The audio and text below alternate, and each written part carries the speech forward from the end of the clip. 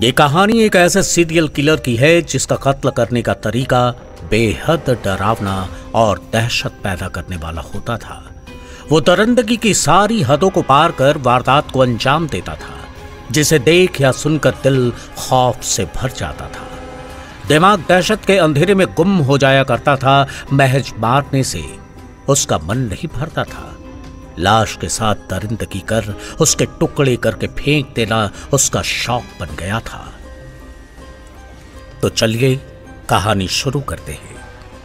यह कहानी भारत की है। भारत के राज्य उत्तर प्रदेश के इलाहाबाद के रहने वाले धीरेन्द्र सिंह दिसंबर साल 2000 में लापता हो गए।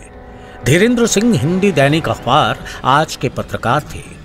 प्रोफेशन से वो पत्रकार थे, तो जाहिर सी बात है अपने काम के लिए कई बार उनको बाहर भी रहना पड़ता था। तो पहले धीरेन्द्र सिंह के घर वालों को लगा कि वो अपने काम की वजह से कहीं रुक गए होंगे, क्योंकि उनका काम ही ऐसा था। इसीलिए शुरुआत में धीरेन्द्र सिंह के घर वालों ने उनके काम से घर ना लौटने पर ज्यादा चिंता फिक्र नहीं दिखाई। पर बाद में घर वालों की चिंता तब ज्यादा बढ़ने लगी जब 2 दिन तक धीरेन्द्र सिंह से परिवार का किसी भी तरह का कोई संपर्क नहीं हो पाया। उस समय धीरेन्द्र सिंह अपने पास मोबाइल फोन रखते थे और उनका फोन नहीं लग रहा था। घर वालों ने धीरेन्द्र सिंह को हर उस जगह ढूंढा जहां वो जा सकते थे, पर कहीं भी उनका कुछ पता नहीं चल पाया। आखिरकार घर वाले परेशान होकर 17 दिसंबर को कीड़गंज पुलिस स्टेशन गए और वहां धीरेन्द्र सिंह की गुमशुदगी की रिपोर्ट लिखवा दी। पुलिस ने भी इस मामले को गंभीरता से लिया, क्योंकि मामला एक पत्रकार का था। तो पुलिस ने सबसे पहले उनके मोबाइल फोन के कॉल डिटेल्स निकलवाए। कॉल डिटेल्स में पुलिस को इलाहाबाद के ही एक लैंडलाइन फोन का नंबर मिला, जिस पर धीरेन्द्र सिंह की 16 दिसंबर को बात हुई थी, और वो भी रात के करीब 12 बजे के आसपास। ये कॉल धीरेन्द्र सिंह के मोबाइल से आखिरी कॉल थी। पुलिस को शक हुआ कि आखिर ये नंबर किसका है जिससे धीरेन्द्र सिंह की आखिरी बार बात हुई थी, वो भी इतनी रात में। पुलिस को लगा कि हो ना हो इस नंबर से धीरेन्द्र सिंह के बारे में कुछ न कुछ पता जरूर चल सकता है। पुलिस ने इस नंबर के बारे में जब पता किया तो मालूम चला कि यह नंबर इलाहाबाद की छिवकी की रहने वाली फूलन देवी नाम की एक महिला का है। पुलिस की एक टीम छिवकी पहुंची और फूलन देवी से मिली। फूलन देवी उस समय अपने क्षेत्र की जिला पंचायत सदस्य थी और उसका पति राजा कलंदर ऑर्डिनेंस फैक्ट्री में ड्राइवर का काम करता था। पुलिस की पूछताछ में फूलन देवी ने बताया कि मैं धीरेन्द्र सिंह नाम के किसी भी शख्स को नहीं जानती। पर जब फूलन देवी के पति राजा कलंदर से पुलिस ने इस मामले को लेकर पूछताछ किया तो उसने बताया कि पत्रकार धीरेन्द्र सिंह से मेरे अच्छे रिश्ते हैं और 16 दिसंबर को मुझे उनसे बात भी हुई थी, और ये बातचीत केवल हाल चाल लेने के लिए हुई थी। पुलिस उस दिन राजा कलंदर और फूलन देवी के बयान लेकर लौट तो गई, पर उसका शक फूलन देवी के परिवार पर गहरा हो गया। पुलिस ने धीरेन्द्र सिंह की गुमशुदगी को हर एंगल से जोड़ के देखा। धीरेन्द्र सिंह के विरोधियों और दुश्मनों के बारे में भी पता किया, पर उसके हाथ कुछ नहीं लगा। पुलिस की शक की सुई बार बार राजा कलंदर और धीरेन्द्र सिंह के बीच हुए फोन कॉल पर आकर रुक जाती। वो ये नहीं समझ पाती कि आखिर कोई 12 बजे रात में क्यों बात करेगा, जब तक कि कोई बहुत जरूरी बात ना हो। अब ध्यान देने वाली बात यह है कि यह घटना साल 2000 की है और उस समय गांव में बिजली की समस्या बहुत रहती थी। लोग बहुत जल्दी सो जाया करते थे। रात के 8 बजे तक गांव में सन्नाटा पसर जाया करता था, खासकर ठंड में। पुलिस को लगा कि हो ना हो ये राजा कलंदर कुछ न कुछ छिपा जरूर रहा है। इसके बाद पुलिस ने सबसे पहले राजा कलंदर का बायोडेटा निकलवाया, जिसमें यह खुलासा हुआ कि राजा कलंदर अपराध से जुड़े कई काले धंधों में भी लिप्त रहता है। पुलिस को एक बड़ी अजीब बात यह भी पता चली कि राजा कलंदर का असली नाम निरंजन है, ना कि राजा कलंदर, और उसकी बीवी का असली नाम भी फूलन देवी नहीं है, बल्कि राजा कलंदर ने ही ये नाम उसे शादी के बाद दिया था। राजा कलंदर के 2 बेटे थे, जिनमें से एक बेटे का नाम उसने अदालत रखा था तो दूसरे का नाम जमानत।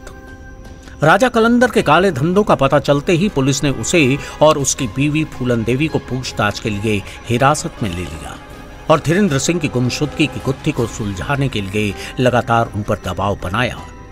आखिरकार राजा कलंदर पुलिस की सख्ती के सामने टूट गया और उसने पुलिस के सामने अपना मुंह खोलने के लिए एक अजीब सी डिमांड की। उसने कहा कि मैं सच तो बताऊंगा, पर मैं सबसे पहले दाल पीऊंगा। पुलिस भी उसके इस अजीब से डिमांड को सुनकर हैरान हो गई। ऐसा नहीं था कि उसकी डिमांड बहुत बड़ी थी, बल्कि उसकी ये डिमांड तो बहुत अजीब थी। पुलिस के हाथ पहली बार कुछ सुराग लगा था। वो किसी तरह इस केस को सुलझाना चाहती थी, तो उसने राजा कलंदर के इस अजीब से डिमांड को पूरा किया। इसके बाद राजा कलंदर ने जो बातें उगलनी शुरू की, वो हैरान ही नहीं बल्कि मानवता को शर्मसार करने वाली थी। उसने पुलिस को बताया कि मेरा एक गिरोह था जो सुनसान सड़कों पर आने जाने वाली गाड़ियों को लूटकर उनके ड्राइवर को जान से मार देता था। अपनी नौकरी और पत्नी की राजनीति के आड़ में मैं ऐसे बहुत सारे बुरे धंधे करता था और कहीं से धीरेन्द्र सिंह को मेरे इन काले धंधों की भनक लग गई थी और मुझे यह डर सताने लगा कि कहीं धीरेन्द्र सिंह मेरे इन काले कारनामों को अखबार में न छाप दे। इसी डर से मैंने धीरेन्द्र सिंह को मारने का प्लान बनाया। इसके बाद राजा कलंदर ने धीरेन्द्र सिंह को रात में अपने फार्म हाउस पर बहाने से बुलाया। धीरेन्द्र सिंह 17 दिसंबर के उस ठंड रात में राजा कलंदर के सुनसान फार्म हाउस पर अपनी बाइक से पहुंचे। राजा कलंदर ने उस फार्म हाउस में उन्हें आग के पास हाथ सेकने के लिए बिठा दिया। धीरेन्द्र सिंह अभी आग के पास बैठे ही थे कि राजा कलंदर का साला वक्षराज दबे पांव उनके पीछे आकर देसी कट्टा से उनकी पीठ पर गोली दाग दी। मौके पर ही धीरेन्द्र सिंह की जान चली गई।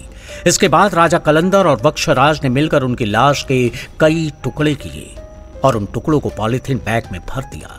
इसके बाद दोनों ने धीरेन्द्र सिंह की लाश के टुकड़ों को टाटा सुमो गाड़ी में रखकर मध्य प्रदेश के रीवा जिला ले गए और लाश के टुकड़ों को वहीं फेंक दिया। राजा कलंदर ने पुलिस को बताया कि मैंने धीरेन्द्र सिंह की बाइक को अपने ससुर को बनारस से आया और धीरेन्द्र सिंह के जूते को अपने साले वक्षराज को दे दिया। बाद में पुलिस राजा कलंदर और वक्षराज को उस जगह ले गई जहां धीरेन्द्र सिंह के लाश के टुकड़ों को फेंका था। पुलिस ने धीरेन्द्र सिंह के शरीर के पार्ट्स को उस जगह से बरामद कर लिया। जब इन बॉडी पार्ट्स की धीरेन्द्र सिंह के परिवार से शिनाख्त कराई गई तो पता चला कि ये बॉडी पार्ट्स धीरेन्द्र सिंह के ही हैं। पुलिस ने उस टाटा सुमो गाड़ी को भी जब्त कर लिया क्योंकि पुलिस को राजा कलंदर से ही पता चला ये गाड़ी भी रायबरेली से एक युवक को मार के छीनी गई थी।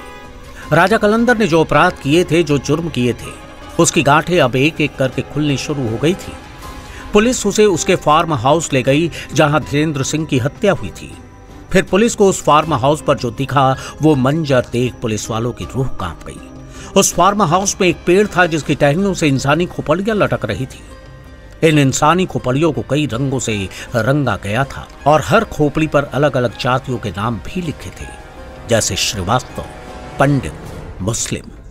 इसके बाद पुलिस ने पूरे फार्म हाउस की तलाशी ली और उसे वहां एक बहुत अहम और पुख्ता सबूत हाथ लगा जिसने राजा कलंदर और इन सारी खोपड़ियों के राज उगल दिए। पुलिस के हाथ एक डायरी लगी जिसे राजा कलंदर अपनी अदालत डायरी कहता था। इस डायरी में हर उस इंसान का नाम था जिसको राजा कलंदर अपना शिकार बना चुका था। उस डायरी में 14 लोगों के नाम दर्ज थे जिनमें आखिरी नाम पत्रकार धीरेन्द्र सिंह का था। इन 14 लोगों में से अधिकतर लोगों को मारने का उसका तरीका और मकसद करीब करीब एक ही था। उसका पहला शिकार ऑर्डिनेंस फैक्ट्री में काम करने वाला उसका सहयोगी कालीचरण श्रीवास्तव था और उसने कालीचरण की हत्या केवल इसलिए कर दी थी क्योंकि वो कायस्थ जाति का था। राजा कलंदर ये मानता था कि इस जाति के लोग बहुत इंटेलिजेंट होते हैं, बहुत होशियार होते हैं, इसीलिए उसने उसे अपने फार्म हाउस पर बुला के उसकी हत्या कर दी और उसके सिर को उसके धड़ से अलग कर दिया। फिर उसने उसके धड़ के कई टुकड़े किए। उसने शरीर के कुछ टुकड़ों को फार्म हाउस में तो कुछ टुकड़ों को कहीं बाहर दफन कर दिया। उसके बाद उसने उसके सिर से उसका भेजा निकाला और उस भेजे का सूप बनाकर पी गया। हर जुर्म के पीछे कोई ना कोई मकसद जरूर होता है, एक कहानी होती है। इस जुर्म के पीछे की कहानी राजा कलंदर का बचपन बताया जाता है। राजा कलंदर का बचपन कुछ खास नहीं था। वो पढ़ने लिखने में बेहद कमजोर था और वो चाहता था कि समाज उसकी भी इज्जत करे। बचपन से ही उसके मन में ये बैठ गया था कि तेज दिमाग वाले और पढ़े लिखे लोगों की समाज इज्जत करता है, उन्हें अपने सिर पर बैठाता है। बस यहीं से उसने खुद का नाम राजा कलंदर रख लिया। इस नाम से वो खुद को राजा जैसा महसूस करता। उसने अपने दोनों बेटों का नाम अदालत और जमानत केवल इसलिए रखा कि उसको ये एहसास होता रहे कि अदालत और जमानत दोनों उसकी मुट्ठी में है, क्योंकि वो राजा है। राजा कलंदर एक नरभक्षी इंसान था जिसको ये लगता था कि दिमाग से होशियार और काबिल लोगों के सिर से भेजा निकालकर उसका सूप बनाकर पी लिया जाए तो दुनिया का सबसे बुद्धिमान और काबिल इंसान बना जा सकता है। वो ऐसे ही काबिल और होशियार लोगों को अपने शिकार के लिए चुनता और उन्हें अपने फार्म हाउस पर बहाने से बुलाता, फिर उनका कत्ल करता और उनके सिर को धड़ से अलग कर देता। रात में वो अकेले अपने फार्म हाउस पर अदालत बैठाता, फिर उन खोपड़ियों को अपने सामने रखकर किसी राजा की तरह उनकी सुनवाई करता। उन अदालत में वो खुद ही जज होता, खुद ही वकील होता और खुद ही पुलिस होता। वो इन खोपड़ियों को अपना फैसला सुनाता और उसके बाद उनका भेजा निकालकर सुबह खाली पेट सूप बनाकर पी जाता। इस तरह वो खुद को राजा महसूस करता। भेजा निकालने के बाद वो अपने शिकार की खोपड़ी को कलर करता, उस खोपड़ी पर शिकार की जाति का नाम लिखता, फिर अपने फार्म हाउस के पेड़ पर लटका देता।